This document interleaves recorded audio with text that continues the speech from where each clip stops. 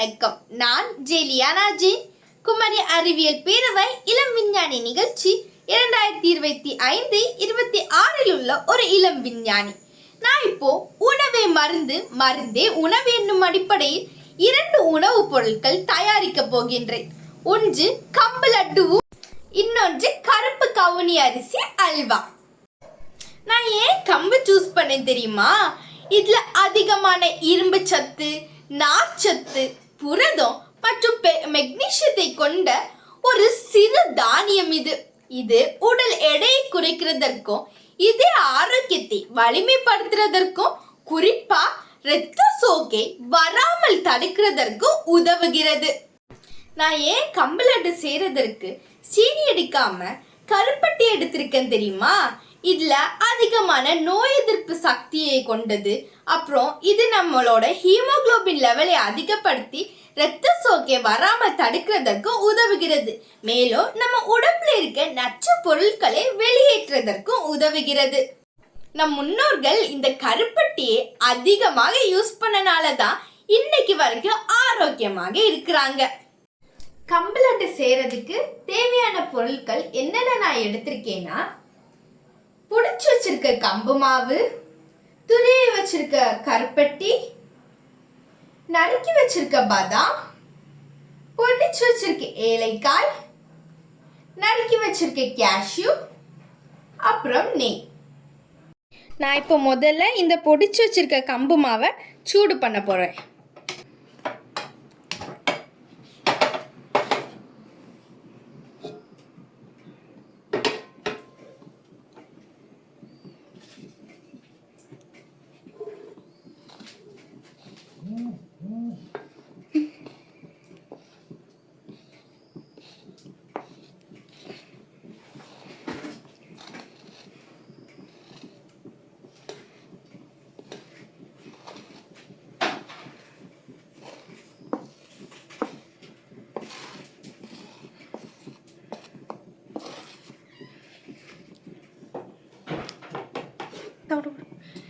நம்ம இப்போ இந்த கம்பு மாவை சூடு வர்றது வரைக்கும் கிளறி விட்டுட்டே இருப்போம்.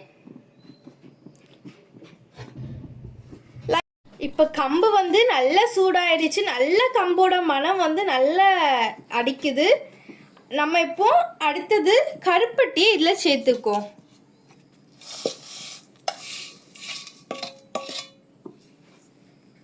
அடுத்து நெய்யை ஊற்றுவோம்.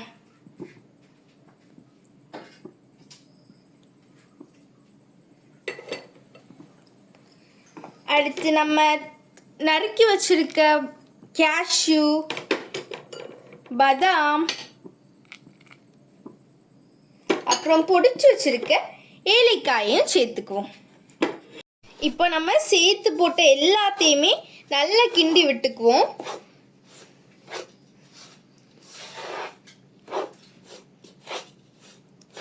இதுக்கப்புறம் நம்ம லட்டு பண்ணுறதுக்கான பருவம் வந்தோடனே எடுத்து வச்சுட்டு லட்டுக்காக மாவு உருட்டு தொடங்கிடலாம்.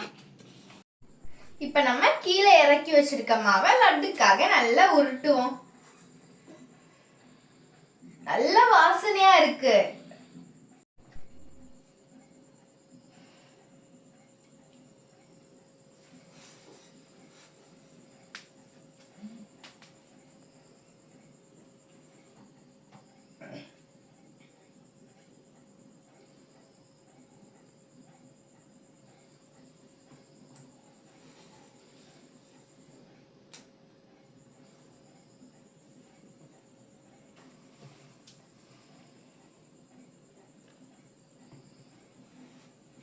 நல்ல டேஸ்டா இருக்கும் போல இருக்கு. லட்டு சூப்பரா வந்திருக்கு.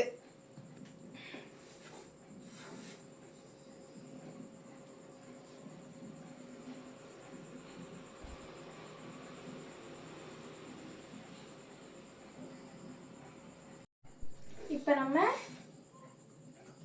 இந்த மாதிரி எல்லாத்தையுமே இந்த மாதிரி உருட்டி கண்டெய்னர்ல ஸ்டோர் பண்ணிக்கலாம். இப்போ நம்ம பண்ண கம்பு லட்டு ரெடி ஆயிடுச்சு. இனிமே இரத்த சோகைக்காக ஹாஸ்பிட்டல்ல போய் டேப்லெட்டோ டானிக்கோ வாங்கி சாப்பிட வேண்டாம். வீட்லேயே நல்ல ஆரோக்கியமாட்டு கம்பு லட்டு பண்ணிக்கலாம். இது எல்லா ஏஜ் குரூப்ஸ்க்குமே சாப்பிட்டுக்கலாம். நல்ல டேஸ்டியாகவும் உடலுக்கு நல்ல ஆரோக்கியத்தையும் தரும் இந்த கம்பு லட்டு. அடுத்ததா நம்ம கருப்பு கவுனி அரிசி அல்வா பண்றது எப்படின்னு பார்க்கலாம். அதுக்கு தேவையான பொருட்கள் கருப்பு கவுனி அரிசி, தேங்காய் பால், கருப்பட்டி, நெய், அண்டிப்பருப்பு, ஏலக்காய்.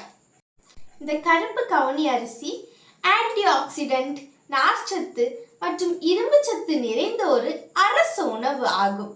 இது சர்க்கரை நோயை கட்டுப்படுத்தவும், உடல் எடையை குறைக்கவும், இதய ஆரோக்கியத்தை மேம்படுத்தவும், நோய் எதிர்ப்பு சக்தியை அதிகரிக்கவும், குறிப்பாக இரத்த சோகையை தடுக்க உதவுகிறது.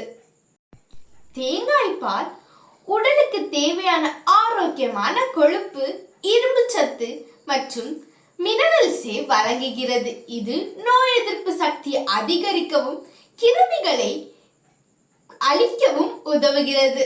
நம்ம இந்த கருப்பு கவுனி அரிசியை 6 மணி நேரம் ஊற வச்சு நல்லா அரைச்சு அதுல இருந்து சாறை எக்ஸ்ட்ராக்ட் பண்ணி ஹல்வா பண்றது எப்படின்னு பார்க்கலாம் வாங்க. இப்போ நம்ம ஊற போட்ட கருப்பு கவுனி அரிசி நல்லா ஊறிடுச்சு. அதை நம்ம இப்போ வாரி இதில் போட்டு அடித்து சாறு எடுத்துக்கலாம். அரைச்சி வச்ச அரிசியை பால் எடுப்போம்.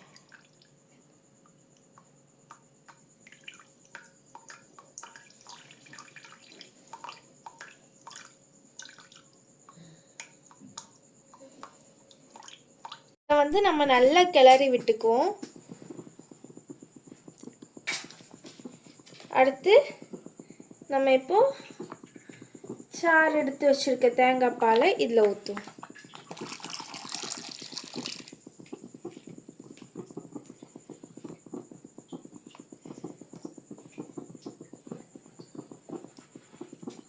நம்ம தேங்காய் பால் ஊற்றியாச்சு. இப்போ நம்ம நெய்யை இடையில விட்டுக்கணும். நெய்யை ஊற்றி நல்லா கிளறி விட்டுட்டே இருக்கணும். நம்ம இப்போ காய்ச்சி வச்சிருக்க கருப்பட்டி பாகை ஊற்றுவோம். இது அல்வா பருவத்துக்கு வந்துட்டே இருக்கு. நம்ம இப்போ அதில் நெய்யை ஊற்றி கிளறி கொடுத்துட்டே இருக்கலாம். நல்லா கிளறி கொடுத்துக்கணும். நல்ல வாசனை வருது. ரொம்ப டேஸ்ட்டாக வரும்னு நினைக்கிறேன். பயங்கரமான வாசனை வருது. பார்த்தீங்களா எப்படி வந்திருக்குன்னு? அரிசி அல்வா ரெடி ஆயிடுச்சு. ரொம்ப ஃப்ளேவர் ஆட்டம் டேஸ்டி ஆட்டம் இருக்குது. இதை நம்ம இனி இறக்கிட்டு கண்டெய்னர்ஸில் ஆறின பிறகு ஃபில் பண்ணிக்கலாம்.